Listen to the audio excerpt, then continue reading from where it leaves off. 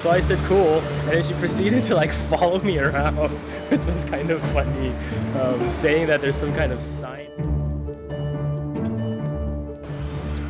Hey everybody, this is Daniel and Anita over there.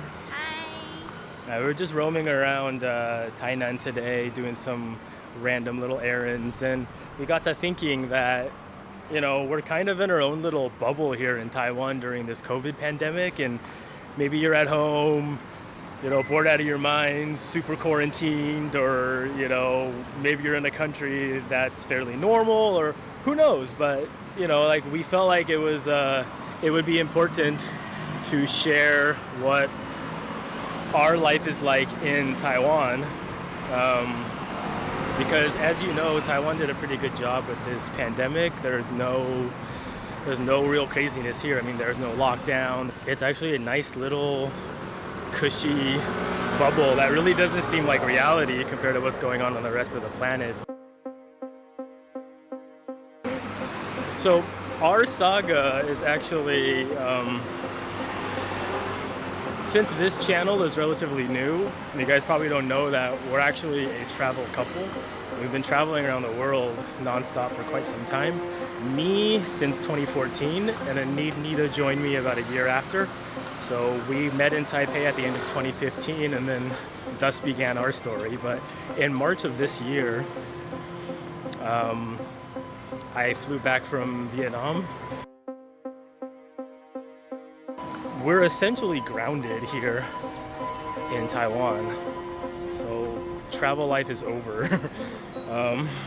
So what we've really been doing is kind of trying to feed that urge by at least traveling around Taiwan. And there was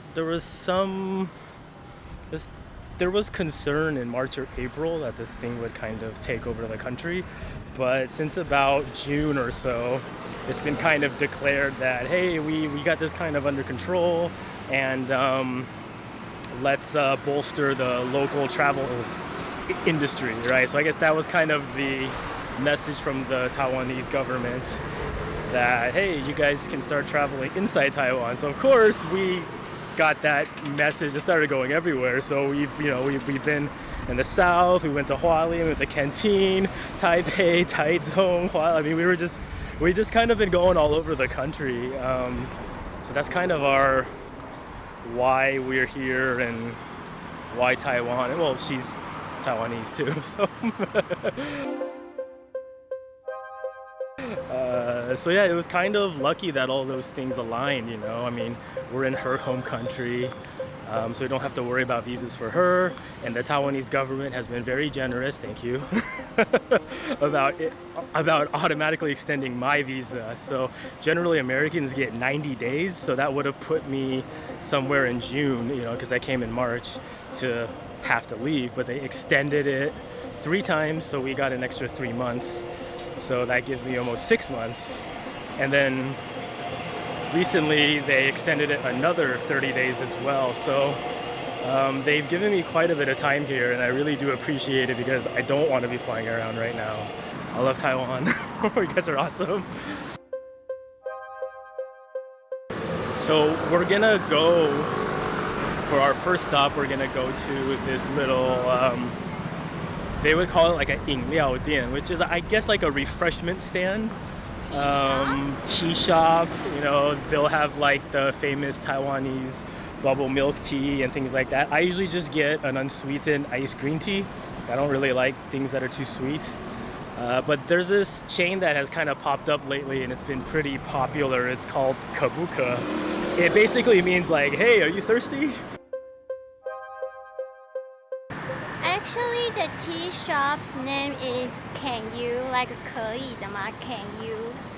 So I got confused because a lot of the Chinese words, they sound the same, the tone, but the word is completely different. So 可 can mean like I'm thirsty, but 可以 can mean like can you as well. So I got confused. Sorry, guys. Yeah. I just correct Daniel because he said something wrong. So I think Taiwan has many like great tea shops. So right now what we are going to is one of my favorites. Yeah, some parts of Taiwan are super walkable, And then some of the older parts are kind of just like this, you know. It's like a building straight up onto the street, and you're kind of just in the road a little bit, which is kind of the norm in Asia, depending on where you've gone. But overall, it's not terrible. It is hot, though. It's borderline unbearably hot. But there's a nice breeze today, and there's not too much sun, so it's not terrible. But usually I would just be completely wet right now. You know, just constantly dripping sweat. When there is a place to walk like this, they built this overhang into the actual building structure itself, so it's actually quite common to see this sort of thing.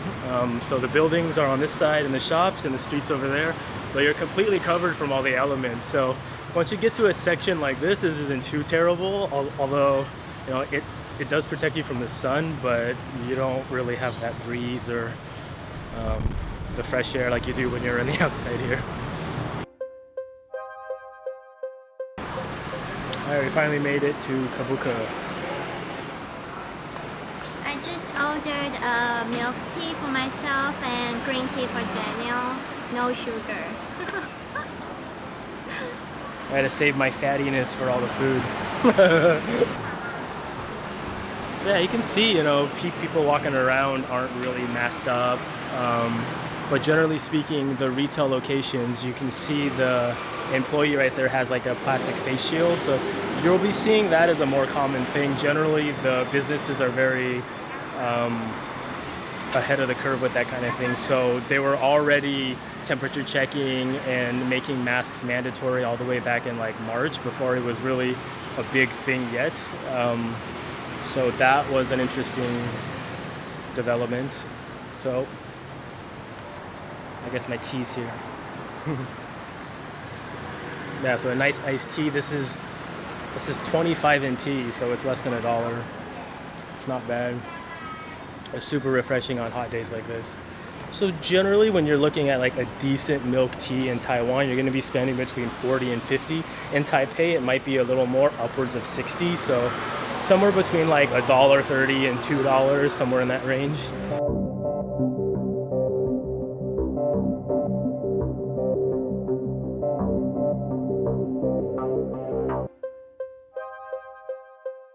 I found Taiwan Mobile right here, so I'm gonna go in and get my data renewed on my card. So as you can see in here, all the employees are masked up as well. So this is kind of pretty consistent.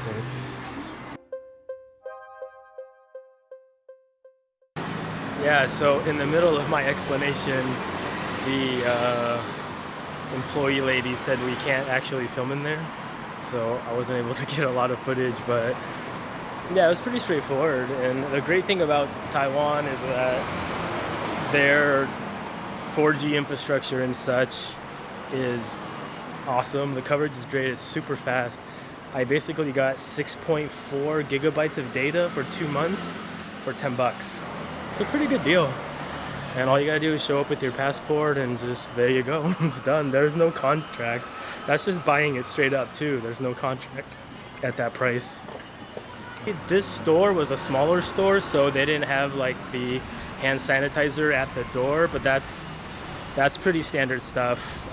Masked up, hand sanitizer, that kind of thing. So you can feel safe and comfortable. And if you want to wear a mask, cool. If you don't, at this point, it's not a big deal. Earlier in the year, it was super required, and if you were going to the mall, you know, security would stop you and force you to wear one. So depending on where you are philosophically about things like that, everyone's got a different opinion, but for me, it was well worth it. As you will, you know, it's a balance between freedom and social responsibility. I don't know. It's interesting stuff.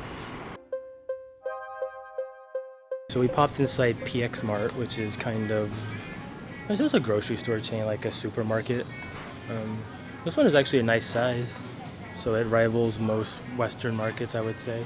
Let me go find you guys some toilet paper. There was actually a little run on this stuff around like late March. People are kind of buying it up, but it wasn't like the bare shelf epidemic in the States or anything. Like there was no one really lined up like crazy at the the check stand or anything. So here's all the toilet paper. Stocked up really nice here. Right on, right on. Yeah, my friends from California were sending me all these pictures of them going to the stores and just like totally bare empty shelves and, you know, no toilet paper and things like that. But we didn't really get that here. There was no real running around and buying up everything for the, you know, the apocalypse.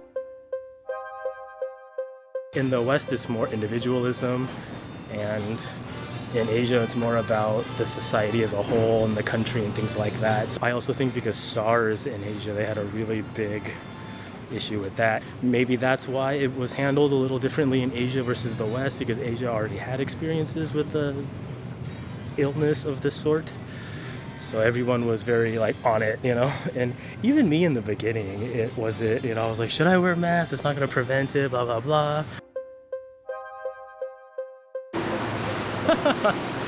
So this is kind of new to me. This is like, usually we've shot videos before in Taiwan, but I guess it's usually at restaurants, so they don't really care. But we were just kicked out of there because I was filming an older employee came up to me and said that you can't shoot in here.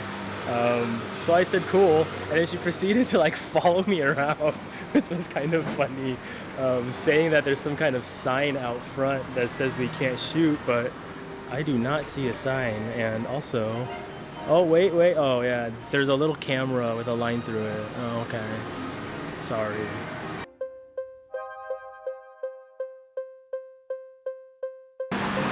So anyways, this is kind of a new experience for me. I did not know all these locations would be quite anal about that, but oh well.